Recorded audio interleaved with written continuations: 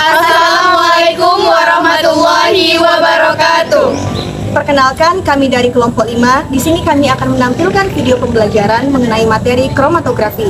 Video pembelajaran ini kami buat untuk memenuhi tugas mata kuliah Teknik Laboratorium yang diampu oleh Profesor Dr. Maria Erna, MSI. Selamat menyaksikan. Kromatografi ini merupakan teknik pemisahan campuran secara fisika yang didasarkan atas adanya perbedaan distribusi dari komponen-komponen campurannya yang terjadi di antara dua fase, yaitu pada fase diam dan fase gerak.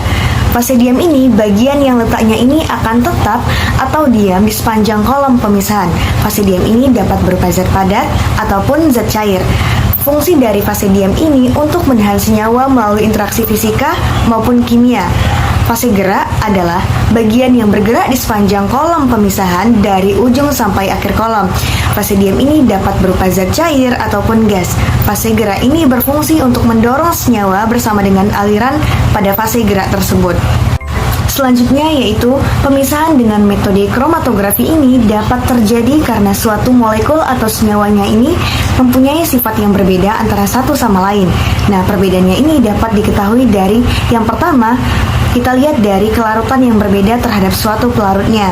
Yang kedua, daya serap atau sorpsinya ini berbeda satu sama lain dengan suatu serbuk bahan padat.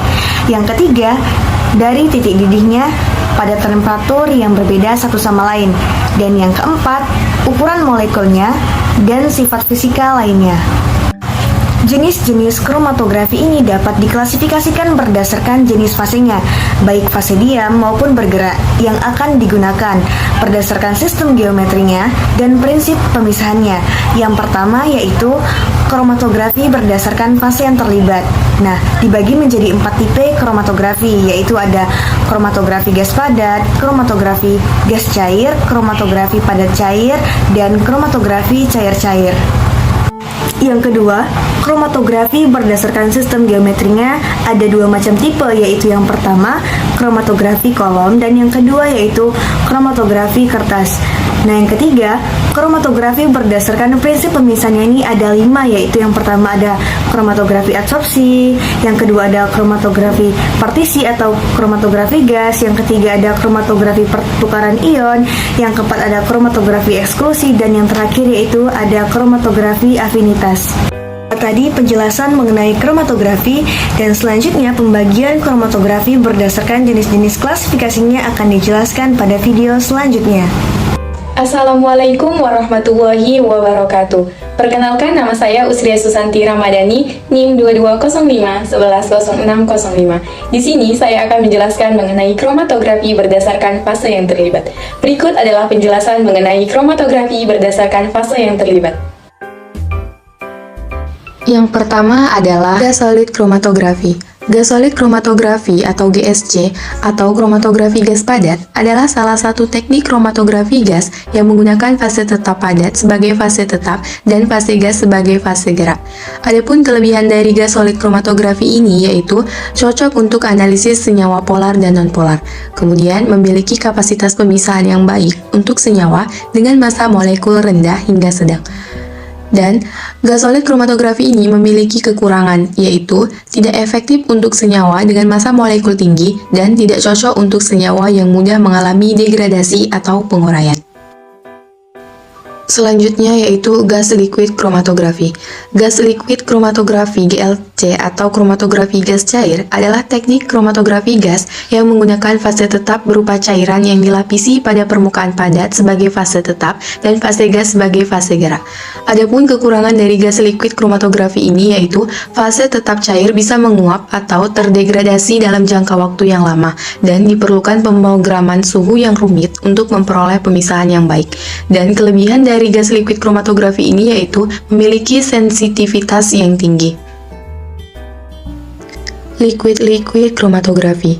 Liquid kromatografi atau LLC dikenal sebagai kromatografi cair-cair yang merupakan salah satu teknik kromatografi cair yang menggunakan dua fase cair pada fase gerak dan diamnya yang tidak saling bercampur sebagai media pemisahan. Adapun kelebihannya yaitu memiliki fleksibilitas dalam memilih fase tetap dan fase gerak yang sesuai dengan sifat komponen sampel. Kemudian kekurangannya tergantung pada interaksi yang kompleks Antara fase tetap dan fase gerak, sulit untuk mengontrol dan memprediksi pemisahan yang optimal. Dan yang terakhir yaitu liquid solid chromatography.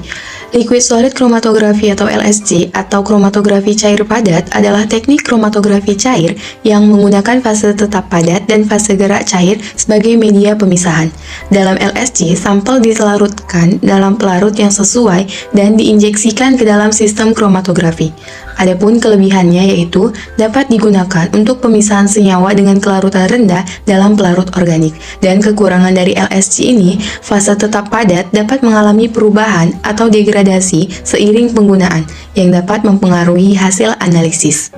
Perkenalkan, nama saya Saputri Nurfala dengan NIM 2205 11 17 19. Pada kesempatan kali ini, saya akan membahas tentang kromatografi kolom. Supaya memahami materinya, ayo simak video berikut ini. Pada kromatografi kolom ini, materi yang akan saya jelaskan adalah yang pertama pendahuluan, yang kedua prinsip kerja, ketiga kelebihan, yang keempat kekurangan, kelima alat dan bahan, serta yang keenam metode kerja. Nah, selanjutnya pada bagian pendahuluan. Pengertian kromatografi kolom adalah metode yang digunakan untuk memisahkan suatu senyawa berdasarkan polaritas atau afinitas zat tersebut. Fase diam, suatu adsorben padat biasanya berupa silika gel atau alumina. Fase gerak, eluen atau solvent. Metode kromatografi yang pertama yaitu metode kering. Fase diam yang kering dimasukkan ke dalam kolom, diikuti dengan fase gerak yang dimasukkan ke dalam kolom hingga basah. Yang kedua, metode basah. Fase diam dan fase gerak terlebih dahulu dilarutkan dan dengan hati-hati dimasukkan ke dalam kolom, dan jangan sampai ada gelembung udara. Nah, bagian selanjutnya yaitu prinsip kerja. Prinsip dari kromatografi kolom didasarkan pada absorpsi komponen-komponen campuran dengan afinitas berbeda terhadap permukaan fase diam. Sampel yang mempunyai afinitas besar terhadap fase diam akan secara selektif tertahan, begitu pula sebaliknya. Nah, adapun kelebihan dan kekurangannya, kelebihannya bisa dimanfaatkan dalam analisis aplikasi dan preparasi. Yang kedua, dapat menentukan kuantitas komponen yang ada di dalam campuran. Dan yang ketiga, bisa digunakan dalam pemisahan dan purifikasi substansi. Kekurangannya pula, yang pertama, untuk membersihkan kolom dibutuhkan komponen teknik dan manual. Yang kedua, metode ini sangat membutuhkan waktu yang sangat lama. Dan yang ketiga, hasil pemisahan kurang jelas. Nah, alat yang digunakan yaitu yang pertama pipet tetes, yang kedua gelas kimia, ketiga kolom, keempat Erlenmeyer, yang kelima kaca arloji, yang keenam lumpang dan alu, dan yang ketujuh gelas ukur. Bahan yang digunakan yaitu N-heksana, ekstrak sampel buah naga, kapas, pasir, silika gel 60, dan etanol. Nah, yang selanjutnya adalah cara kerjanya. Mula-mula dibuat campuran eluen antara etanol dan N-heksana dengan mengukur 30 ml etanol dan juga 70 ml N-heksana.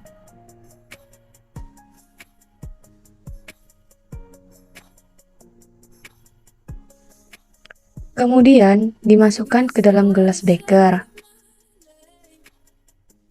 yang kemudian dicampur hingga rata. Disiapkan pula bahan-bahan yang akan digunakan. Nah, mula-mula sumbat kolom menggunakan kapas. Kemudian dimasukkan pasir ke dalam kolom. Lalu campurkan etanol ke dalam silika gel.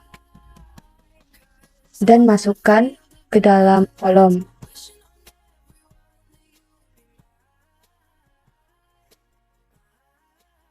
Selanjutnya, dikeluarkan etanol agar membasahi kapas dan pasir.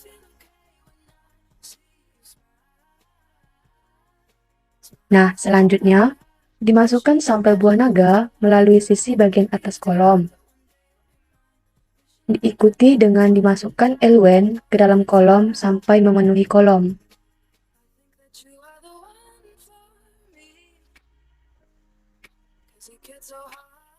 Kemudian, amati proses pemisahan yang terjadi pada kolom.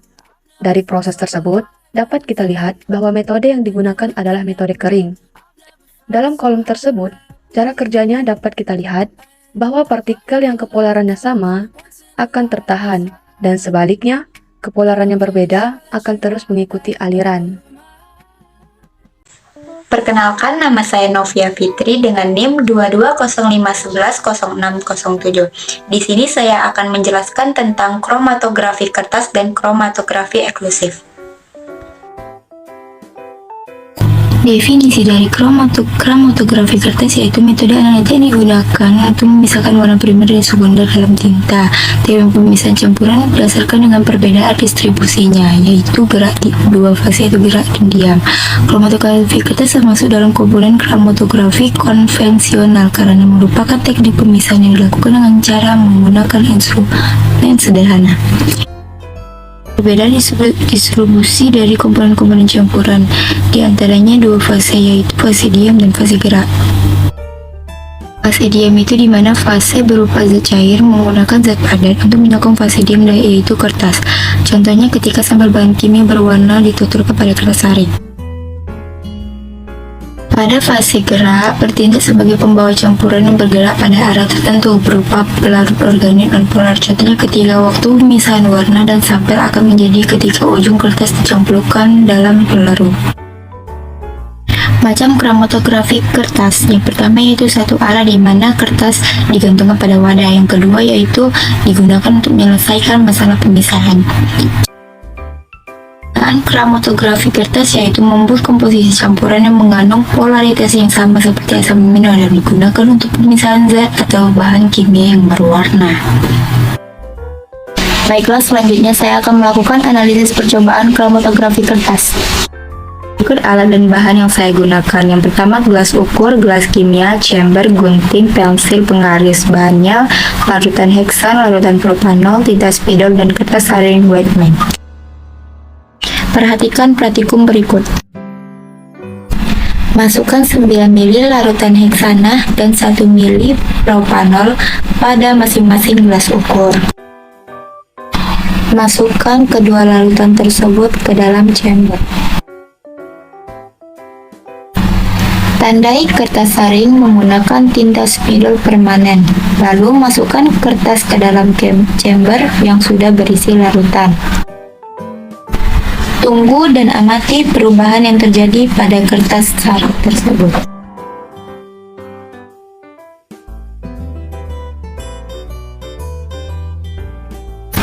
Setelah mengamati jarak tempuh pelarut dan noda hingga pelarutnya berada pada tanda atas kertas saring, lalu keluarkan kertas saring dari chamber. Lalu ukur jarak pelarut dan noda warna yang telah didapatkan. Kemudian, hitung nilai RF-nya dengan rumus RF sama dengan jarak tempuh zat dibagi dengan jarak tempuh pelarut. Tujuan praktikum kali ini yaitu untuk mengetahui cara pemisahan dengan metode kromatografi kertas dan untuk mengetahui cara pemisahan pigmen warna dari tinta dengan menggunakan metode kromatografi kertas. Kelebihannya yaitu pertama, tidak diperlukan peralatan yang mahal, kedua diperlukan hasil yang baik walaupun dengan peralatan yang sederhana, yang ketiga senjata bisa dapat dideteksi dengan kertas. Adapun kekurangan dari kromatografi kertas yaitu pertama, banyaknya permasalahan menyangkut cara pemasukan fase gerak, perambatan, dan pengempalan. Yang kedua, membutuhkan waktu yang lama, dan ketiga, keterbatasan parameter sinyal yang diuji. Baik, saya Somi Larasati yang akan menjelaskan tentang kromatografi absorpsi. Kromatografi absorpsi adalah jenis teknik kromatografi tertua. Itu memanfaatkan fase gerak yang baik dalam bentuk cair atau gas. Fase gerak diabsorpsi ke permukaan fase padat stasioner. Kromatografi absorpsi merupakan salah satu metode kromatografi yang cukup lama. Pemisahan didasarkan pada perbedaan sifat afinitas absorpsi dari komponen sampel pada permukaan padatan aktif. Kromatografi absorpsi menggunakan fase gerak cairan maupun padatan yang mampu terabsorpsi pada permukaan fase diamnya. Salah satu contoh kromatografi absorpsi yaitu pemurnian air, maksudnya air tawas, masker polusi, penyembuhan penyakit, maksudnya obat-obatan. Baik, selanjutnya saya akan menjelaskan tentang prinsip pemisahan kromatografi absorpsi adalah komponen antara zat terlarut, maksudnya sampel, dan fase gerak dengan permukaan fase diam. Kromatografi absorpsi melibatkan pemisahan analitik campuran kimia berdasarkan interaksi absorbat dengan absorben. Kekuatan absorpsi terutama tergantung sifat gugus fungsinya, di mana gugus fungsional ini menentukan tingkat kepolaran. Dan prosedur dalam kromatografi ini yaitu ada dua, fase diam dan fase gerak. Fase diam, absorban adalah fase diam. Dalam kromatografi absorpsi, gaya yang terlibat membantu menghilangkan zat terlarut dari absorban sehingga mereka dapat bergerak dengan fase gerak. Yang kedua yaitu fase gerak, baik cairan ataupun padatan digunakan sebagai fase gerak dalam kromatografi absorpsi. Gaya yang terlibat membantu menghilangkan zat terlarut dari absorban sehingga mereka dapat bergerak dengan fase gerak. Ketika cairan digunakan sebagai fase gerak itu disebut LSC yaitu kromatografi cair padat. Ketika gas digunakan sebagai fase gerak itu disebut GSC yaitu gas solid kromatografi. Selanjutnya yaitu kelebihan dan kekurangan dari kromatografi absorpsi ini, yaitu kelebihannya dapat digunakan untuk analisis, yang kedua digunakan untuk menentukan jumlah komponen campuran, digunakan untuk pemisahan. Yang kedua yaitu kekurangan kromatografi absorpsi, yaitu yang pertama, metode ini sangat membutuhkan waktu yang sangat amat lama, yaitu time consuming. Yang kedua, koefisien distribusi terhadap absorpsi yang seringkali tergantung pada konsentrasi total komponen yang akan dipisahkan, sehingga mengakibatkan pemisahan kurang sempurna. Kromatografi absorpsi ini didasarkan pada prinsip absorpsi diferensial. Senyawa yang berbeda diabsorpsi pada absorban ke derajat yang berbeda, yaitu kromatografi absorpsi, kromatografi kolom, kromatografi lapis tipis. Ini melibatkan pemisahan campuran melalui kolom absorban. Fase diam berupa padatan seperti aluma, silikal gel, dan lain-lain. Bubur padatan diisi dalam tabung kaca panjang yang dilengkapi dengan stopcock di ujung bawahnya. Campuran yang dipisahkan di larutan dalam solvent yang disesuaikan dan larutan dituangkan di atas kolom absorban. Saat larutan bergerak ke bawah, senyawa-senyawa tersebut terabsorpsi pada berbagai bagian kolom. Senyawa yang paling mudah terabsorpsi dipertahankan di dekat bagian atas dan senyawa lainnya diturun ke berbagai jarak di kolom, sehingga menghasilkan pemisahan total. Absorban kemudian dielusi oleh bagian dari rangkaian eluen, maksudnya pelarut. Senyawa yang berada di dasar kolom yang kurang mudah diserap akan didestorpsi terlebih dahulu, dan senyawa yang lebih mudah diserap di bagian atas akan diserap kemudian. Solusi atau serapan dari senyawa ini dikumpulkan dalam wadah-wadah yang berbeda. Pada penguapan pelarut, perbedaan senyawa diperoleh kembali. Perkenalkan, nama saya Kaira Tunisa. Di sini saya akan melanjutkan presentasi mengenai kromatografi gas. Seperti yang sudah ditampilkan di dalam PPT, kromatografi gas ini merupakan teknik pemisahan komponen senyawa di dalam suatu campuran yang menggunakan gas sebagai fase geraknya. Nah, umumnya disebut sebagai gas pembawa. Kemudian, prinsip dasar percobaan kromatografi gas ini melibatkan pemisahan komponen campuran gas berdasarkan perbedaan afinitas mereka terhadap fase stasioner dan fase geraknya. Tentunya, kromatografi gas ini memiliki kelebihan dan kekurangannya sendiri. Kelebihannya yaitu ada 4. Yang pertama, kromatografi gas ini memiliki kecepatan analisis yang relatif dalam waktu yang singkat. Nah, pemisahan komponen-komponen dalam campuran gas ini dapat terjadi karena adanya interaksi antara fase stasioner dan fase gerak yang efisien. Kemudian yang kedua, kromatografi gas ini memiliki resolusi yang tinggi. Yang ketiga, kromatografi gas ini dapat mendeteksi komponen dalam konsentrasi yang sangat rendah. Nah, detektor yang digunakan dalam kromatografi gas ini memiliki sensitivitas yang tinggi, sehingga jumlah kecil dari zat ini juga dapat dideteksi dengan baik. Nah, yang keempat, kromatografi gas ini memiliki selektivitas yang tinggi. Dengan menggunakan kolom yang sesuai dan fase stasioner yang selektif, kromatografi gas ini dapat secara selektif untuk memisahkan komponen-komponen campuran. Nah, hal ini memungkinkan analisis yang lebih spesifik dan yang akurat. Itulah tadi kelebihan yang dimiliki oleh kromatografi pada gas. Nah, selanjutnya yaitu kelemahannya. Yang pertama, kromatografi gas ini memiliki keterbatasan untuk menganalisis senyawa yang volatil, karena kromatografi gas ini lebih cocok untuk menganalisis senyawa yang lebih mudah menguap. Kemudian yang kedua, kromatografi gas ini tidak cocok untuk menganalisis komponen yang polar. Hal ini terjadi karena fase stasioner yang digunakan ini memiliki afinitas yang lebih rendah terhadap senyawa yang polar ini. Yang ketiga, kebergantungan pada suhu dan tekanan. Nah, kromatografi gas ini sangat bergantung pada suhu dan tekanan yang terkontrol dengan baik untuk pemisahan yang lebih akurat. Nah, perubahan suhu dan tekanan yang tidak terkontrol ini dapat mempengaruhi waktu retensi dan resolusi pemisahannya. Yang keempat, pemisahan yang terbatas untuk komponen dengan sifat yang serupa. Komponen-komponen campuran dengan sifat fisik dan kimia ini sangat mirip atau serupa, mungkin sulit untuk dipisahkan sepenuhnya oleh penggunaan kromatografi pada gas ini. Nah, resolusi yang rendah dapat menyebabkan tumpang tindih antara puncak kromatografinya sehingga mengurangi ketepatan dalam menganalisis. Selanjutnya yaitu contoh aplikasi dari kromatografi gas di dalam kehidupan. Yang pertama, digunakan dalam industri makanan dan minuman. Nah, misalnya, GC ini digunakan untuk mengetahui kandungan lemak, vitamin, asam lemak, senyawa aroma, dan residu pestisida dalam makanan dan minuman. Yang kedua, kromatografi gas ini digunakan dalam industri parfum untuk mengidentifikasi senyawa aroma yang terkandung di dalam berbagai produk seperti parfum, lotion, sabun, dan produk perawatan lainnya. GC ini membantu dalam menciptakan komposisi aroma yang diinginkan dan memastikan kualitas dari produk tersebut. Nah, yang ketiga, kromatografi gas ini digunakan dalam industri bahan bakar untuk menganalisis komposisi bahan bakarnya seperti bensin, diesel, dan gas alam cair atau LPG.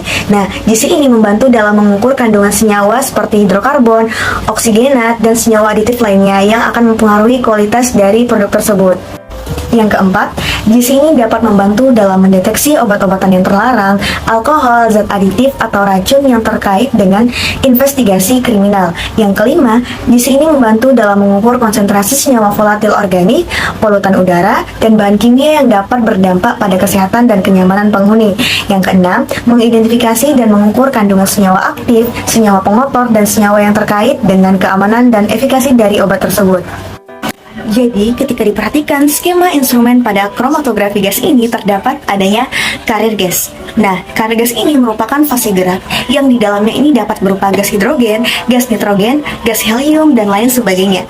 Intinya, fase gerak ini dapat disesuaikan dengan detektornya. Kemudian, ada juga yang namanya flow controller.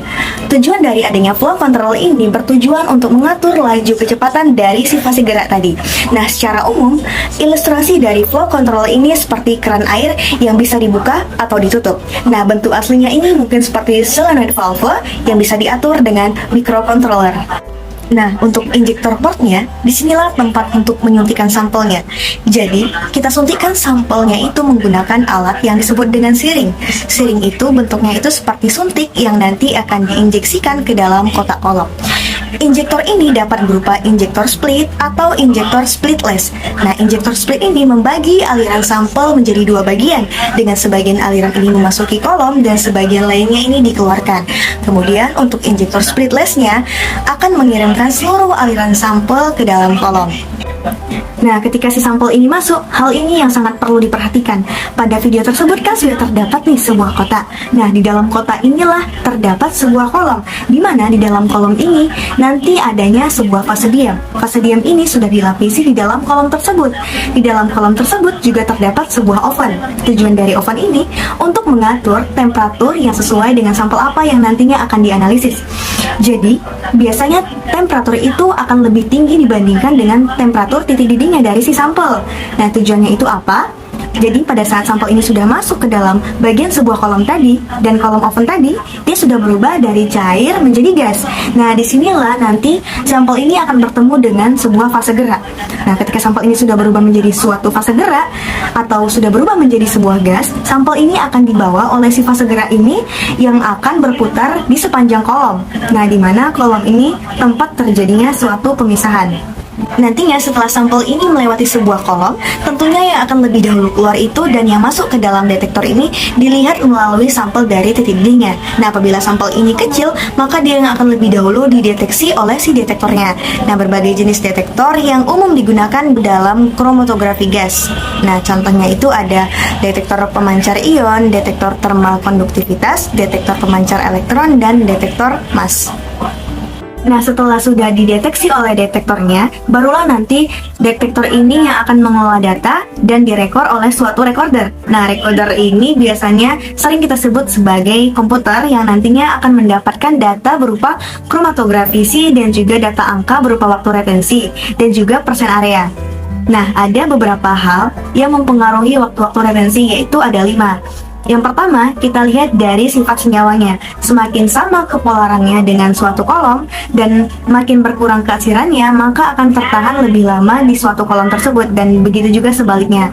Yang kedua, kita lihat dari sifat absorbennya. Nah, semakin sama kepolarannya juga, maka senyawa ini akan semakin lama juga tertahan, dan begitu juga sebaliknya. Yang ketiga, bisa kita lihat dari konsentrasi absorbennya. Nah, semakin banyak absorben di dalam suatu kolom ini, maka senyawa ini semakin lama tertahan, dan begitu juga sebaliknya. Yang keempat, kita lihat dari temperatur kolomnya. Nah, semakin rendah temperaturnya, maka senyawa ini semakin lama tertahan, dan begitu juga sebaliknya. Dan yang terakhir, yang kelima, kita lihat dari aliran gas pembawanya. Nah, semakin kecil aliran dari gas suatu kolom itu, maka senyawa ini akan semakin lama tertahan, dan begitu juga sebaliknya. Oke, selanjutnya saya Solmi Larasati dengan NIM 2205113752 yang akan menjelaskan tentang kromatografi pertukaran ion, yaitu salah satu teknik pemurnian senyawa yang spesifik di dalam larutan campuran. Prinsip utama dalam metode ini didasarkan pada interaksi muatan, yaitu muatan positif dan muatan negatif antara molekul spesifik dengan matriks yang berada di dalam kolom kromatografi. Contoh yang paling umum dalam kromatografi pertukaran ion yaitu pelunakan dan pemurnian air. Oke, baik. Selanjutnya saya akan menjelaskan tentang kelebihan dari kromatografi pertukaran ion, yaitu yang pertama, waktu yang dikerjakan atau waktu pengerjaannya yaitu relatif singkat. Yang kedua, memberikan hasil dari reproducible. Yang keempat, yaitu menghasilkan bentuk yang peak dan tajam. Dan yang kelima, dapat langsung memperoleh hasil yang diinginkan, yaitu dari pemisahan analit yang terionisasi dan tidak terionisasi. Yaitu selanjutnya yang keenam, pemilihan zat tambahan, maksudnya berupa regen ataupun larutan buffer. Lebih beragam untuk meningkatkan proses pemisahan. Yang ketujuh yaitu kemurnian dari zat tambahan pada eluen, mempengaruhi reproduksibilitas dan keakuratan dari hasil percobaan.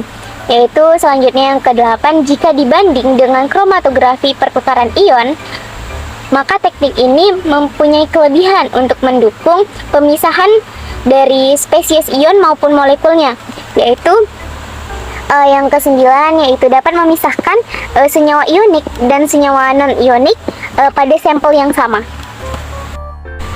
Selanjutnya yaitu kekurangan dari kromatografi pertukaran ion, yaitu yang pertama, larutan ionik seringkali bersifat korosif atau bersifat mudah berkarat dan mengakibatkan kolom tidak bertahan lama.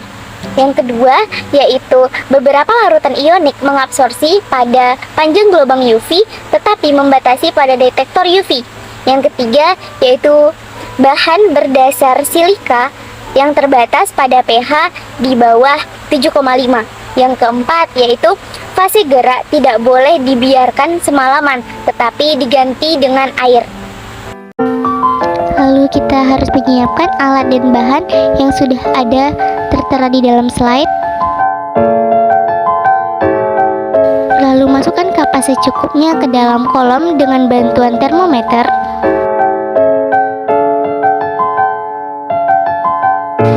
Lalu apabila kapas sudah terpasang dengan benar, maka pasang kolom pada klem dan statif. Lalu ambil resin menggunakan kaca arlogis secukupnya. Bila sudah, masukkan resin ke dalam kolom hingga panjang 7 cm.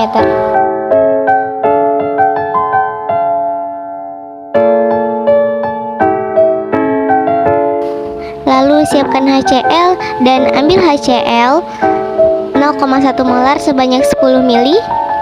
Kemudian bersihkan resin yang menempel pada kolom menggunakan HCl. Kemudian masukkan HCl ke dalam kolom menggunakan corok.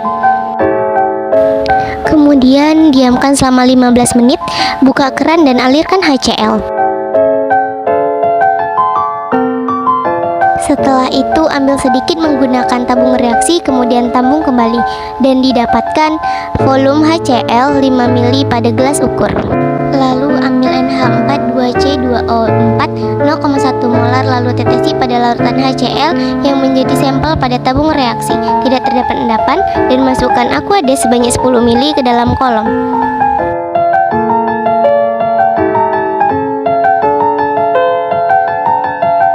Kemudian buka kembali keran, aliri aqua D hingga total volume larutan 15 ml.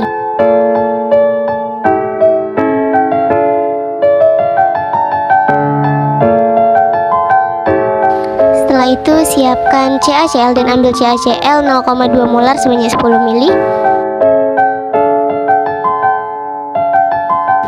Setelahnya masukkan ke dalam kolom dan diamkan selama 3 menit.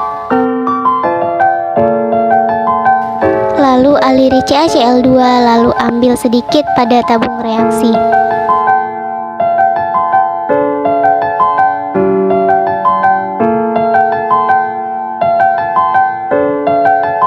Dan tampung kembali CaCl2.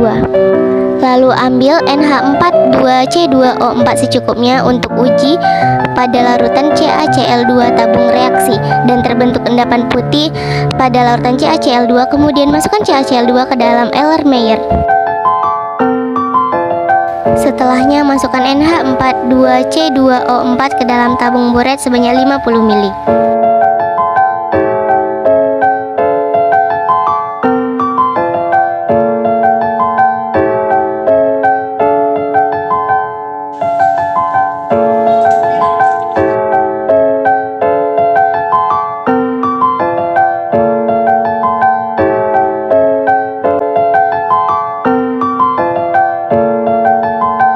Kemudian dititrasi larutan yang sudah melewati resin dengan NH4 2C2O4 sebagai penitrat.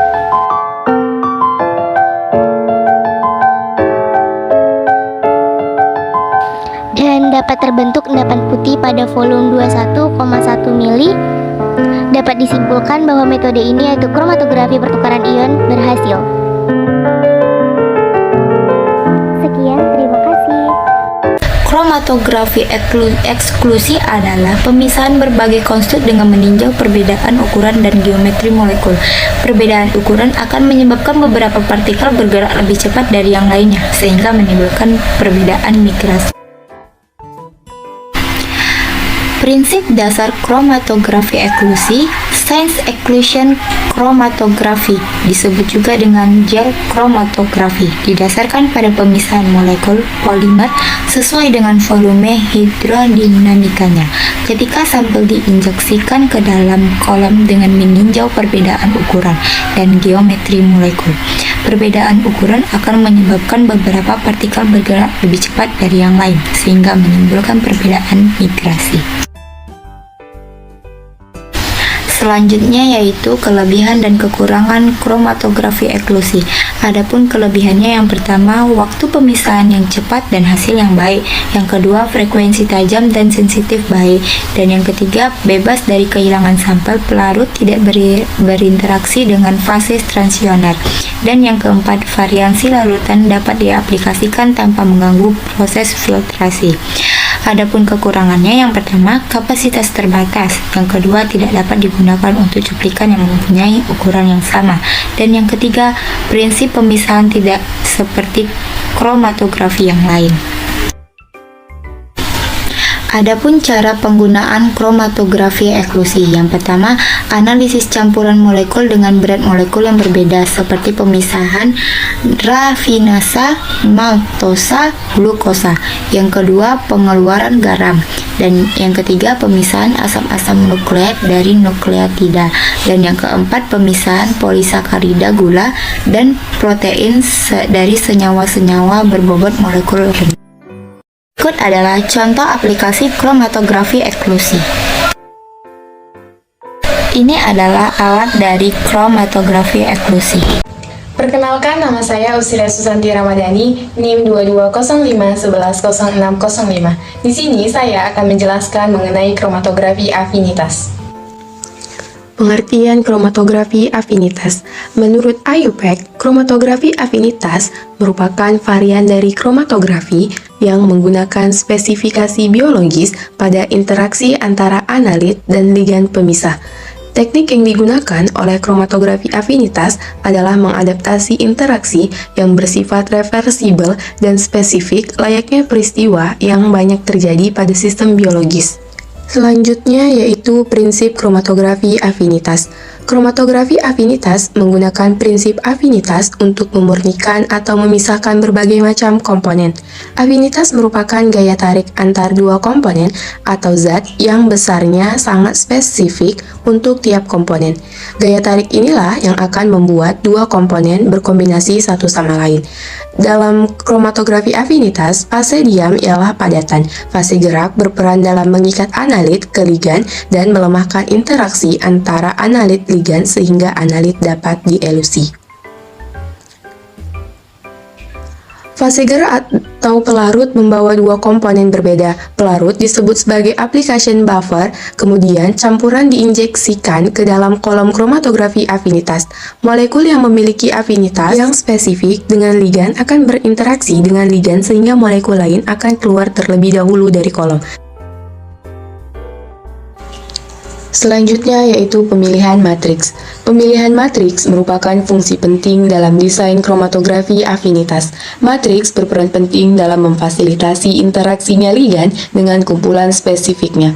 Adapun jenis matrik yang digunakan, matrik yang baik harus memiliki sifat inert, hidrofilik, stabil secara kimia, stabil secara mekanik, dan memiliki ukuran diameter dan partikel yang sesuai. Selanjutnya adalah pemilihan ligan. Ligan dapat dikelompokkan menjadi ligan sintetik dan ligan biologis. Ligan biologis memiliki kelebihan pada spesifitas dan afinitasnya terhadap komponen target yang tinggi. Ligan sintetik dapat menjadi solusi bagi semua kekurangan ligan biologis kecuali afinitas dan spesifitasnya. Setelah ligan dipilih, kemudian ligan disematkan pada matriks. Terdapat 3 komponen yang harus disatukan untuk membentuk fasa stasioner pada kolom kromatografi afinitas. Yang pertama, permukaan atau resign matrix, kemudian yang kedua pengikat, dan yang terakhir ada ligan. Afinitas dari ligan dapat dipengaruhi oleh multi-site attachment dari ligan dan orientasi dari ligan. Multi-site attachment terjadi saat satu molekul ligan berikatan dengan matriks melalui lebih dari satu gugus fungsi.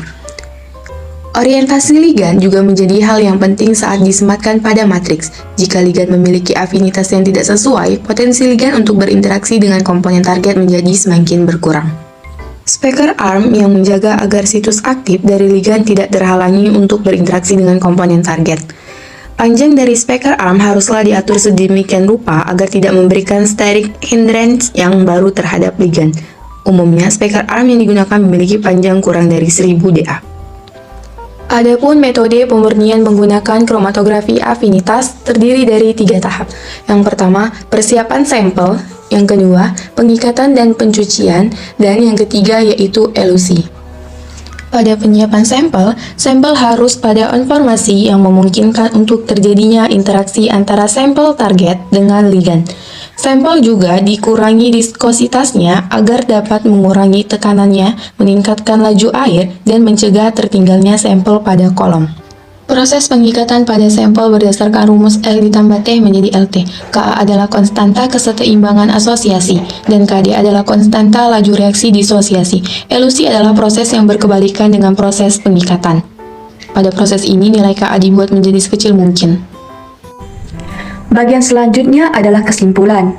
Kromatografi adalah teknik pemisahan campuran secara fisika yang didasarkan atas perbedaan distribusi dari komponen-komponen campuran tersebut di antara dua fase, yaitu fase diam yang berupa padatan atau cairan, dan fase gerak yang berupa cairan atau gas. Prinsip kerja kromatografi tersendiri yaitu jumlah zat terlarut yang berbeda untuk masing-masing komponen pada waktu tertentu saat kesetimbangan terjadi antara fase diam dan fase geraknya. Bila semua komponen-komponen yang ada tidak dapat bergerak dalam fase diam, maka proses pemisahan tidak mungkin dapat berlangsung. Pemisahan dengan metode kromatografi dapat terjadi apabila suatu molekul maupun senyawa memiliki sifat yang berbeda.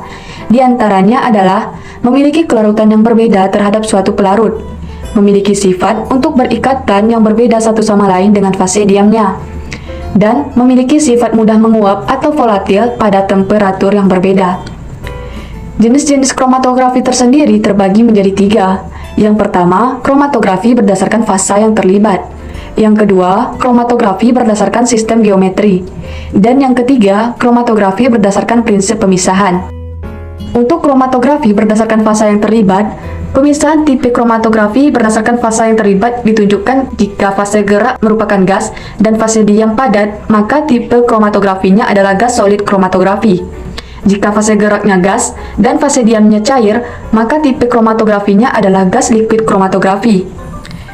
Dan jika fase geraknya cair serta fase diamnya padat, maka tipe kromatografinya adalah liquid solid kromatografi. Yang terakhir, jika keduanya merupakan cairan, maka tipe kromatografinya adalah liquid-liquid kromatografi. Yang kedua, yaitu kromatografi berdasarkan sistem geometri. Nah, kromatografi ini terbagi menjadi 2. Yang pertama, kromatografi kolom. Fase diamnya terdeposisi pada pipa yang berbentuk kolom. Pada kromatografi kolom, komponen yang akan dipisahkan bergerak bersama fase gerak melalui kolom tersebut, dan kemudian setiap komponen akan terpisahkan. Yang kedua yaitu kromatografi planar atau kromatografi kertas dan lapis tipis. Jenis kromatografi ini fase diamnya berupa film tipis dengan partikel padat yang terikat bersama melalui kekuatan mekanik pada senyawa pengikat seperti kalsium sulfat. Nah, jenis kromatografi yang ketiga adalah kromatografi berdasarkan prinsip pemisahan, yang mana kromatografi ini terbagi menjadi 5. Yang pertama, kromatografi adsorpsi. Prinsip pemisahannya berdasarkan proses absorpsi analit pada permukaan padatan fase diam. Padatan fase diam dapat berupa silika gel atau alumina yang memiliki luas permukaan relatif besar. Yang kedua yaitu kromatografi partisi. Prinsip utama pemisahan berdasarkan perbedaan kelarutan antara komponen sampel pada fase diamnya, atau berdasarkan perbedaan kelarutan komponen dalam fase gerak dengan fase diamnya. Keuntungan metode kromatografi partisi ini adalah distribusinya tidak bergantung pada konsentrasi. Nah, yang selanjutnya adalah kromatografi pertukaran ion, yang mana kromatografi pertukaran ion ini menggunakan resin sebagai padatan fase diam yang berguna untuk mengikat anion atau kation. Larutan ion bermuatan pada fase gerak akan berikatan dengan resin yang memiliki muatan berlawanan melalui gaya elektrostatik. Nah, yang keempat, exclusion kromatografi. Proses pemisahan berdasarkan volume hidrodinamik dari molekul atau partikel. Dalam teknik ini, gel non-ionik dengan ukuran pori yang sama digunakan untuk memisahkan campuran berdasarkan perbedaan ukuran molekulnya. Nah, yang terakhir adalah kromatografi afinitas. Kromatografi ini bekerja berdasarkan pada interaksi spesifik antara satu jenis molekul zat terlarut dengan jenis molekul lain yang terimobilisasi dalam fase diam. Contohnya, molekul yang terimobilisasi dapat menjadi antibodi untuk beberapa protein yang spesifik. Saat zat terlarut yang mengandung campuran protein melewati molekul ini, hanya protein tertentu saja yang akan bereaksi dengan antibodi yang terimobilisasi pada fase diam. Nah, itulah kesimpulan dari materi kromatografi yang telah kami jelaskan.